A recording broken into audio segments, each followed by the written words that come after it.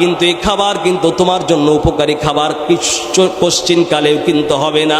এরপরে আল্লাহ বলেন লাইসা লাহুম তুআমুন ইল্লা মিন দারি লা ইসমিনু ওয়া লা ইউগনি মিন জু। খাবার ছটপট করে খাবার মনে করে খাবার যখন খাইবা, আল্লাহ ডাক দিয়ে বলে না না বান্দারে, তোমার খাবার খেয়ে মনে করে তুমি খাইবা কিন্তু ক্ষুধা নিবারণ হবে না। আল্লাহ পাক ডাক দিয়ে বলবেন কেন ক্ষুধা নিবারণ হয় না? ও বান্দা, এটা খাবার নয়, খাবার নয়। দুনিয়ার ভোগ বিলাসে মত্ত হয়ে হালাল হারাম কিছু বুঝো নাই রে বান্দা। আমি বারবার ঘোষণা করেছিলাম হালাল হারাম পার্থক্য করে চলবা, মারো নাই। ও বান্দা, হালাল খাওয়ার বুঝো নাই, ঘুষের টাকা বুঝো নাই, সুদের টাকা কোনটা বুঝো নাই, পার্থক্য করো নাই, দুনিয়ায় খেয়েছো। এটা আজকে খাবার নয়, এটা হলো জাহান্নামের আযাব।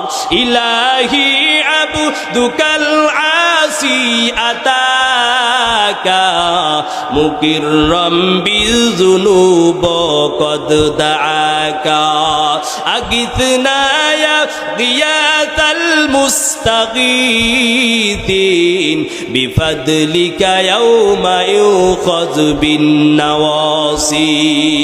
আল্লাহ পাক ডাক দিয়ে বলে, ও বন্ধু শোনো, ও পৃথিবীর মানুষেরা শোনো, কিয়ামত তো একদিন অবশ্যই আসবে। কিয়ামতকে নিয়ে তুমি ভাবছো কিয়ামত কেন আসে না? রাসূলকে জিজ্ঞাসা করলো অনেক কাফের